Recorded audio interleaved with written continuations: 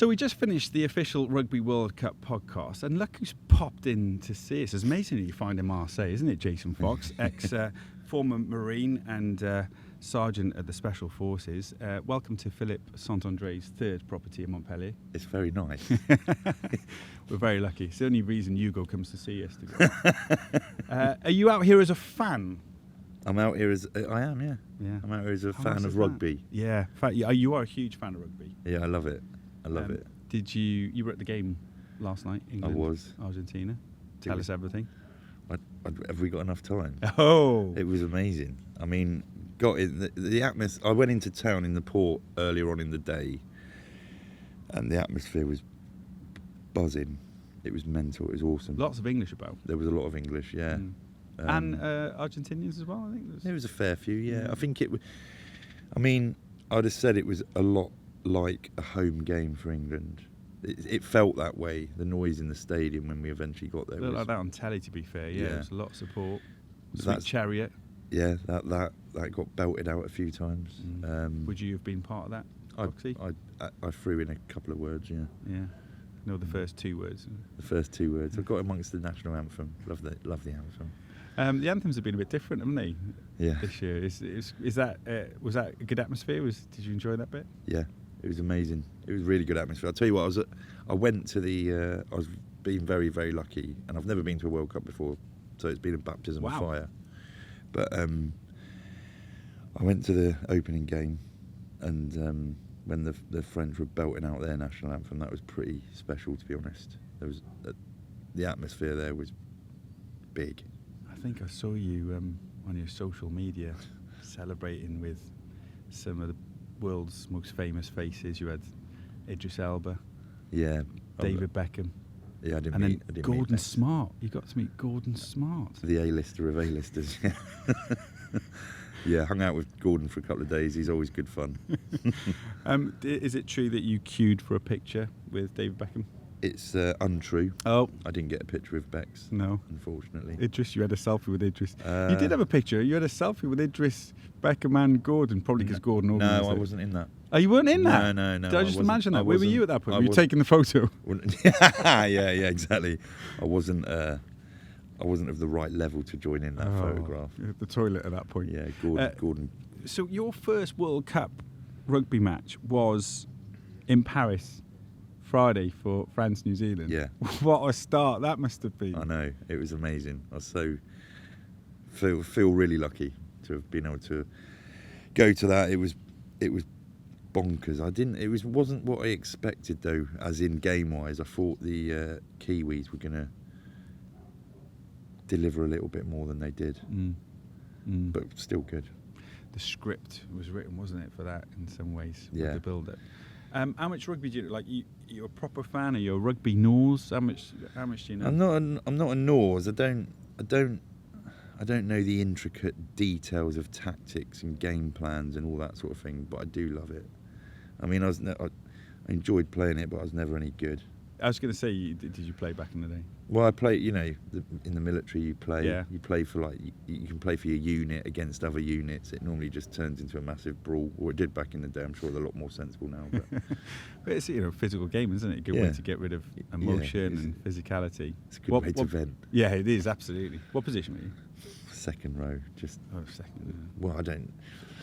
It's not. I'd have you down as a really, 6. A 6. I'd have you like a dogged 6. So I'd have you down as. Yeah, I mean, I wasn't skillful enough, so I just enjoyed smashing people. To be fair, that's about right. So I think that's what a second row of 6 does. Yeah, so hang on, if your SAS pals from the show were playing rugby, what positions would they be?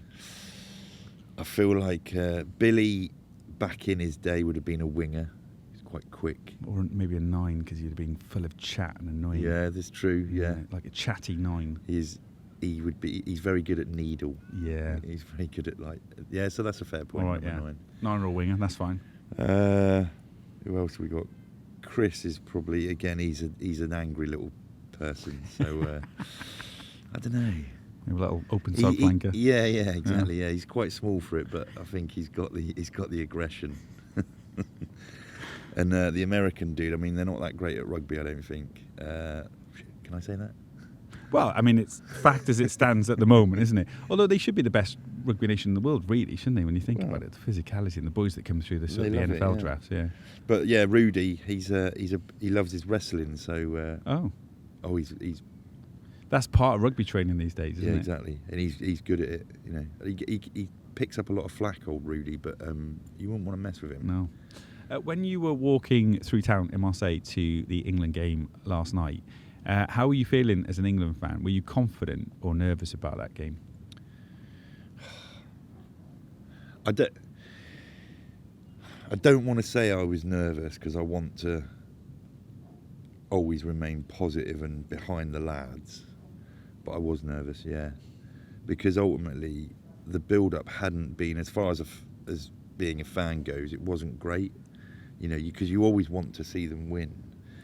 But part of me did feel like that not committing to those games was part of their plan. Yeah. I don't know whether that's true or not, but I genuinely think that has gone in their favour, because there was nowhere else to go but up. And I believe that, I mean, yesterday's game was really, really important, that they put in a shift to prove to themselves that they could do it, and also to silence a lot of the critics that have been more than happy to mallet them. I think it's such a good point about the warm-up games, because I think that as a fan, like, you're watching them thinking they're warm-up games. Really, no one should be there. No one should be watching them, because they're just trying things out. Whatever they're trying out, they're doing that. You should be judged on the World Cup. But of course, international rugby, results-driven business, isn't it? I know. You're right. There shouldn't be anyone there, and or because it's a warm-up game, there should be a blanket ban on opinion. Just watch it. Well, that'd be a nice one to live in. Yeah. Well, there's no score. They don't tell you the score at the end. Yeah. So there's no score. It's just a great game, everyone. Carry on. It's like a training match, isn't it? So hang on. So you're nervous going to the game, and then what? After 2 minutes, Tom Curry gets sent off. Then I became even more nervous. We're 14 men down. It was a yellow card, and obviously there's that phase now where it's a red-yellow, where it's on this. Oh, it's awful, isn't it? It's horrendous. Good though, speeds up the game. It is good, but you like that. And then I saw how disappointed he was, because he was on screen when it turned to red, and it was like, "Are you joking?" And it must be so hard being a player when the game is moving at 1,000 miles an hour on that pitch, and none of them want to commit a foul. Playing on the edge. Yeah, and then they're getting penalised for essentially just being in the moment. Yeah. And I always feel that everything's reviewed in slow motion, which is slightly unfair. I know it gives you all the detail, but their now isn't in slow motion. Do you know what I mean? Yeah. And there needs to be, if it's a blatant, infringement of safety and rules. There was no intent with Thomas. It's timing, and it's unfortunate, and it's the rule book now, isn't it? Head on head, that's it. Yeah. You are right though. It's almost impossible, isn't it, for those players? Yeah. How does he deal with that? I mean, one thing that you're known for is mental resilience and mental strength. Like, if you're Tom Curry, he'll have people around him, but how do you deal with stuff like that? It's difficult to deal with stuff like that when you are the person that it's impacting, because you're living it. You know, we can sit here and talk about, what you should be doing and how you should be thinking, but it is difficult. But ultimately, he has to keep telling himself, I believe, this is only my opinion, that it's done now. He's not changing that, and it's up to him what he does next.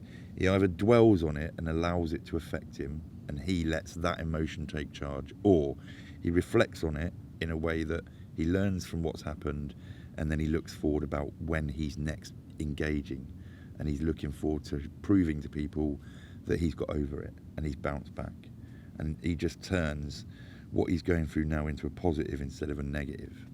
And I think he will. I mean, he's got all those lads around him, an amazing group of staff, people that are there, and yeah, I'm sure he'll bounce back. That mental side of the game is huge now, isn't it? Yeah. Very professional side of it. And they won. So for him, that surely would have helped. I mean, like, from a personal point of view, don't know what he'll get in terms of a ban, but the team won, right? Team first. I think him getting sent off was what needed to happen for them. I don't know. That's that wasn't the game plan, I should imagine, and it definitely wasn't the game plan for him. But I don't know, maybe that incident, him getting sent off, as harsh as we probably as England fans think it is, I think that was the sort of defining moment of that game where the rest of those guys were like, we need to dig in here and show some proper grit and determination, and they did. And I think they had, I don't know whether that was planned, what went on with George Ford, but they realised that it was going to be very difficult for them to push all those Argentinians back to the try line and score tries, which is obviously what fans want to see. But ultimately, in the grand scheme of things, that doesn't matter. And they knew that they've got an extremely good weapon, George Ford, and that he can kick from a decent range. So they just used that. They used it to their advantage, and I think after the first two, it proper put the wind up the Argentinians, and they didn't know how to counter it. Fire in the eyes for sure in defence. Yeah, his defence was insane. Yeah, it was awesome. Also, Foxy, I don't know if you've noticed this, but they've been up against it, under the cosh. Borthwick's been getting it because of results, as you'd expect. But every time I see them in training or anything on social media, they all look like they're having a good time, laughing, they're getting on. Yeah. You can't say enough about that, really, if you're in a World Cup camp for this long. Have you noticed that? Do you know what I mean? They're all having a bit of a laugh and a joke, even though the result's not going their way. They have a laugh and a joke, and I tell you what, they've always had each other's back. There's never been, I don't think, as far as I'm aware, I've seen anyone on like social media or whatever from the team that's sort of been negative or said anything or come across as negative towards what they've got going on. I saw Ellis Genge said something about, write us off at your peril. Sign of confidence, is that? I think it was a sign of confidence, but also understanding that the only thing that matters to them lads is that unit, and that they, if they can stick together, they will be able to grizz out some pretty hard times, which they've actually gone through before the World Cup even started. They've got a great chance now, haven't they? Argentina was the one everyone was talking about, and they've, we've said it a lot, but they do have an okay run. The tournament compared to the South Africa's and Ireland and Scotland's. They do, but then this is what the thing I'm worried about now is complacency. Like, that you've got to be putting in that effort every single time. There can be no coming off the gas and worrying about, if we make it past the group stages, we need to keep a bit in reserve. You can't. You've got to live. I believe you've got to live in the now, and you've got to always give 110%, because otherwise that semi-final, whatever it may be that you're saving for, might not happen anyway. We're quite emotional, aren't we, about players, our favourite players, when watching as fans, and then someone gets injured and we're absolutely gutted. But it seems to me like within those camps they absolutely see it as part and parcel of rugby. It's Philippe Saint-André was here in his house, his third house in Montpellier, a couple of weeks ago on the pod, saying, it's the teams with the best depth will go the whole way. So, as a manager, do you understand that, taking the emotion away, thinking, look, I might want these guys to go all the way, but they might not make this tournament, and we just got to crack on. It's cutthroat, isn't it? It is cutthroat, and I don't think people will look at it and be like, God, they're heartless, they're emotionless, but that's what you have to do that. Yeah. I've been in situations personally where, as a leader, people have been injured or seriously injured, and you can allow that to affect you, but then that's going to affect what you're actually trying to achieve. So you need to just dig in, get on with it. It's after the events, it's after, say, the World Cup or whatever, that's when you can be a little bit more I was going to say remorseful, but a little bit more emotional about the fact that one of your mates wasn't personally there with you because he got injured, and you can be a little bit more sort of sympathetic, I suppose. But at the time, it isn't the place for that when you're in the middle of it, when you're in the thick of it. Like when they're here now in France at the World Cup, they've just got to be ruthless. Such a good point. Of course, you'd have been in that situation, but in a life and death scenario, at the end of the day, we are just talking about sport. But when we're in this bubble, it's the most exciting thing in the world, isn't it? The most important thing in the world today. Yeah, it is, exactly. Yeah. Just last thing, I'm sure you can touch on this. We will see some of the best rugby players in the world retire after the World Cup, either on an absolute high or maybe in a way that they didn't want it to end. Any which way you look at it, you spent so many years doing what you did, then you come out the other side. What about these players who come to the end of their careers and essentially have to find, a new job? We're chatting to Stuart Hoggs, 31. 31 is nothing, and yet he's had a whole career, and now he has to do something else. I think I went through something not dissimilar to what Stuart might be going through, or potentially could be going through at some point, which is transitioning out of something you love into something that you're not sure about. And it can be a bit of a dark place. You can feel like your place on this planet is, on a sticky wicket because you were doing something that you were good at, and then it's whether it's by choice or not, it's taken away. And I think the only thing you can do is to look at the fact that life's a journey, and the journey's supposed to be fun. So just look at it like that and be excited about the future. Don't put all your eggs in one basket. It's tricky with it because these rugby players now, they're world renowned. It's huge, isn't it? So you got that fame side of thing as well. When you quit and everyone knows your name, and then you got the next batch of players coming through, and it's brutal, isn't it? Yeah, it's being the starter. It's like a sausage factory, and it's just churning out. It's just churning it out. It's very true. What's your plans now with the next few days? Are you back for more? Have you been inspired by England's performance? I have, you but try and scab a ticket off Beckham and Idris. I would love to be staying out, but I can't because I've got to go back. I'm flying back later today for work tomorrow, Monday. Okay. But I'm actually cycling. From Edinburgh to Paris. Tell us about it with Kenny, with Kenny the Logan, for a brilliant cause. Tell us all about it. Okay, so he phoned me up a few months ago and said, always ignore Kenny's calls. Yeah, that's my advice to anyone. That is a good bit of advice. Too late. It's too late now. But yeah, so he said, we're cycling from Edinburgh to Paris, and I thought, yeah, that's doable. I'll get amongst it. It's for he's called it the Kenny Logan Rugby World Cup Challenge, which is original. And it's for my name's Doddy, so an organisation or a charity that raises money to battle motor neuron disease, basically. But I went out last week on my birthday. I went out for a 60-miler with him and a guy called Mel Dean. Oh yeah. Mel Dean, trainer to the stars. I think he should train you. I used to do a few sessions with him. Yeah. He's different level, isn't he? He is. Mel, yeah. Doesn't drink, absolutely mad. No, but you booked a bit top heavy, if you don't mind me saying, for cycling. How's it going? I don't think, if you look at Mel now, I was behind him most of that cycle. He's got a big old toilet on him. So Edinburgh to Paris, when is it? It starts on the 1st of October, so I fly up to Edinburgh day before.